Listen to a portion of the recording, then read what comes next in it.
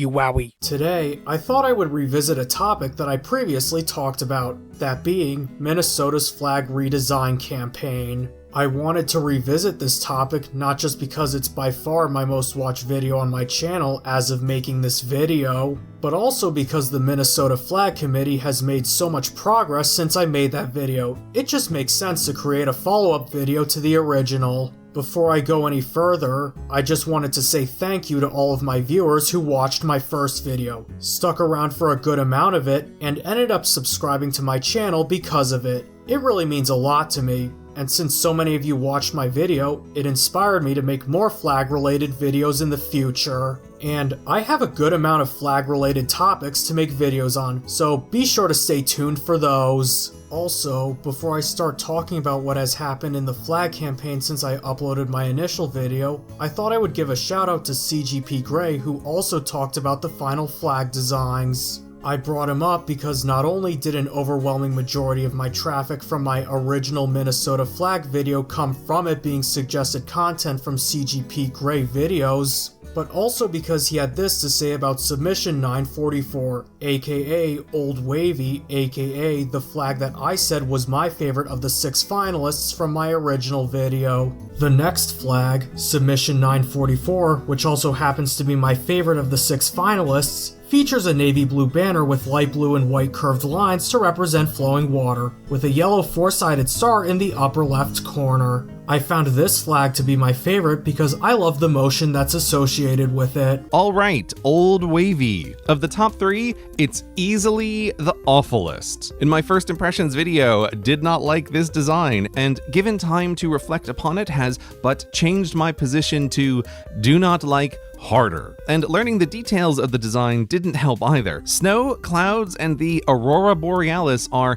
very different things, and this squiggle looks like none of them. Its reflection I can see as a river if I try, and it may be inspired by the loon, but to me it looks like a duck, and a duck-side-down duck. In fact, I think this design really represents the potential danger in flag redesigns. Maybe it can serve as warning to any states who might want to go next, because when you ask for designs of a state, you'll get designs that stick all the stuff of the state on the flag, like the loon and the Mississippi and the Aurora. But the goal of a flag is not to use pre-existing symbols, but to become a symbol of its city or state or state. And all that stuff, well, there's a perfect place for it in your seal. I actually think I might prefer Minnesota's original flag over Old Wavy. Hearing what he said about Old Wavy did not change my mind about what I think of this flag. When Gray said that the purpose of a flag is not to use pre-existing symbols, but to become a symbol. Correct me if I'm wrong, but doesn't New Mexico's state flag use a pre-existing sun symbol from the Zia people? You know, that same flag that Gray considered to be S tier?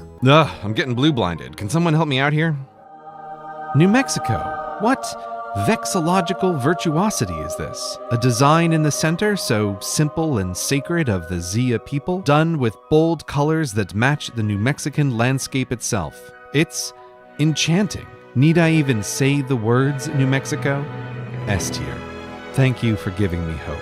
And much like New Mexico's state flag, Old Wavy also uses symbols from the Native American tribes. The designers of Old Wavy, or should I say Mirror of the Sky, Todd and Peter Pittman, took heavy inspiration from the designs used by the Dakota and Ojibwe tribes and did it in a way that didn't feel so clustered. I also didn't notice this until recently, but apparently there are hidden loons in the designs of the curved lines. If that's the case, then Submission 437 is no longer my favorite loon flag. Gray also said that the aurora, clouds, and snow are different things. While they are different things, the point the Pittmans were trying to make is that Minnesotans have always looked to the skies for inspiration, whether it would be the Aurora Borealis, the clouds, or the falling snow. When Gray also said that Mirror of the Sky sticks all the stuff of the state on it, Utah's newest flag also has a lot of symbols on it, such as the blue field, the white mountains, the red canyon stripe, the hexagon, the beehive, and the star. And much like New Mexico's flag, Gray also gave that flag an S-tier design. But class, The most important part of any assignment is not just knowing the rules written out, but what is inside the heart of he who is giving the grade. This flag, with bees and bestigons, for me, it can't be but S tier.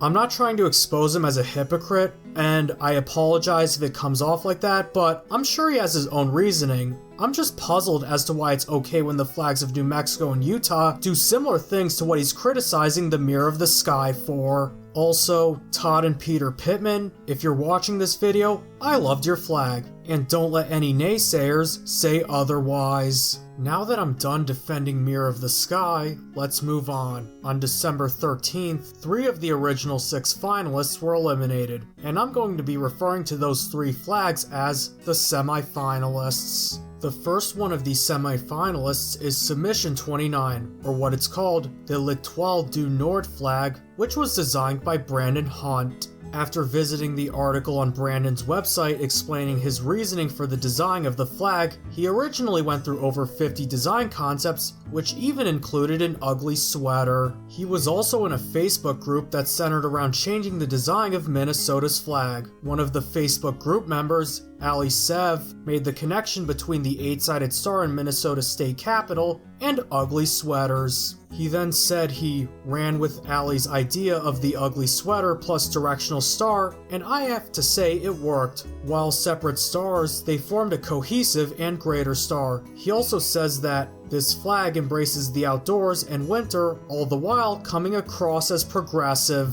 I should also note that it meets all the criteria of vexillological design guidelines by remaining quite simple so it can scale and remaining distinct. Of the 3 semi-finalist flags, this one was by far my favorite. Even though your flag didn't win, I'd like to say, congratulations, Brandon. Your flag made an impressive run. For those of you who loved Brandon's design, you can even get it on a shirt if you want to. The next semi-finalist to not make the final 3 is Submission 1154, which was designed by Ross Brugink, aka the same Ross Brugink who designed the new seal for Minnesota. When explaining his reasoning for the flag's design, Ross said this: "I think it's telling that all of the finalists are using a North Star image. It's all-encompassing. It's a reflection of our state motto. Stars are very common in flag design, and I think presenting a star in a distinct way is a big opportunity for this redesign. This star image, people immediately recognize it, but when you compare it to other stars against other flags, this stands out as a very unique and simple design. And then a lot of that has to do, too, with just striving for simplicity.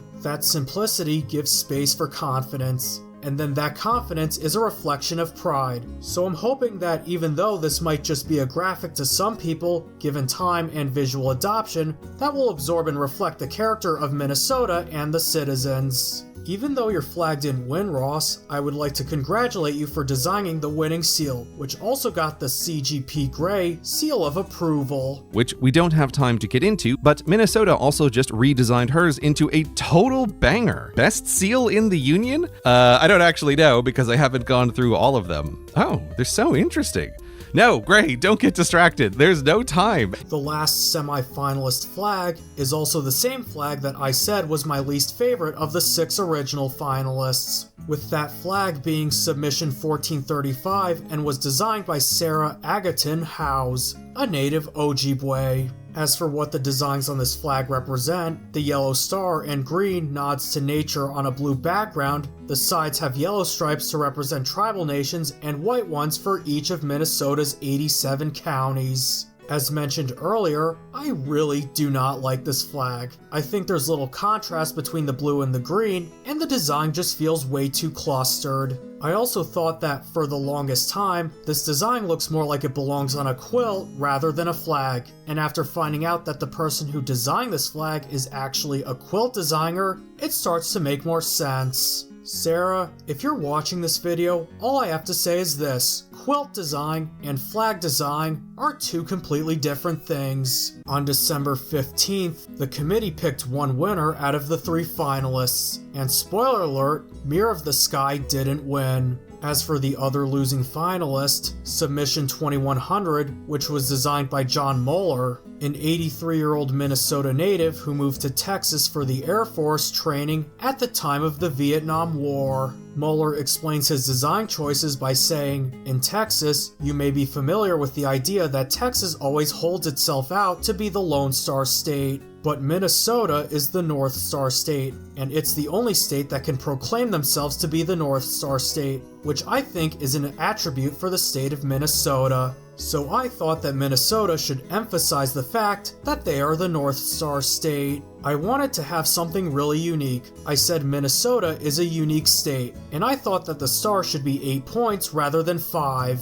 And it should be white, not yellow, and it should be featured on the top center of the flag. I represent the fact that Minnesota is the North Star State, and the top portion of the flag is blue, with the white star in the middle of it is blue to represent the sky blue waters and the 10,000 lakes. And I thought that would be appropriate to have that blue. And then also below that is a green field, which I thought would represent the state's green forests, this natural wilderness, and courses, abundant agricultural crops that are produced in the state of Minnesota. Then there's a white band that separates, and I thought that would represent the many, many winter activities that are available in the state of Minnesota. Even though he didn't win, I found it very heartwarming that an 83-year-old man has enough love for his home state that he would participate in this campaign despite not having lived there for a long time. And through the process of elimination, the winner is none other than Submission 1953, which was designed by Andrew Precker. And I'd say that out of all of the flags featured in the final 6,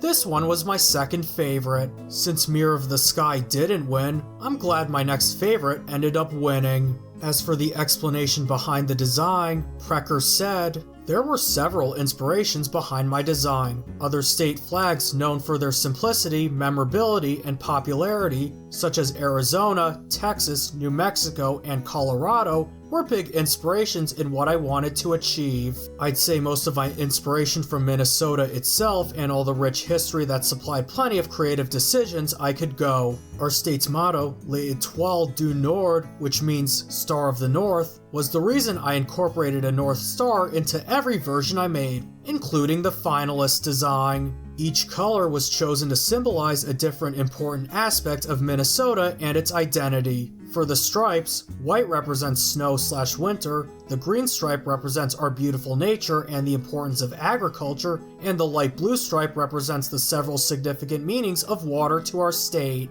As the land of 10,000 lakes, the birth state of the Mississippi River, and the origins of our state's name, which come from the Dakota language, which translates to a place of sky-tinted water. I should also mention this, the inverted chevron on the left side of the flag is supposed to be a simple geometric design of the state of Minnesota. Andrew also said that he spent hours creating over 50 different flag variations. He also looked extensively into Minnesota's history and even consulted vexillologists for feedback. Seems like the extensive research really paid off in the end. Congratulations, Andrew. Even though Submission 1953 was chosen as the winner, the committee had several different variations of that design to pick from. The variations differ from having the color of the stripes in a different order, having a white stripe sandwiched between two blue stripes, and even changing the color of the star to yellow. On December 19th, the design that was ultimately chosen was one with no stripes and is instead just a solid light blue banner with the navy blue inverted chevron.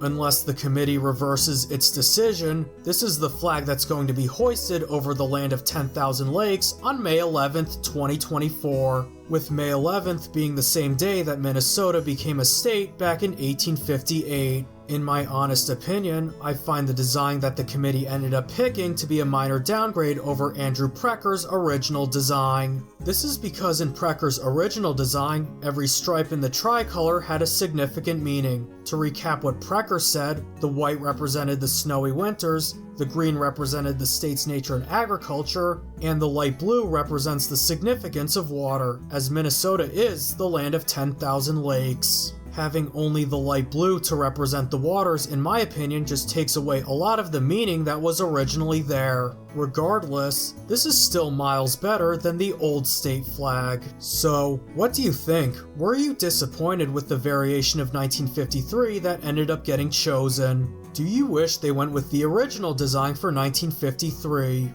Are you with me in the minority that thinks Mirror of the Sky wasn't that bad? Feel free to leave your takes in the comments below, and I'll see you next time.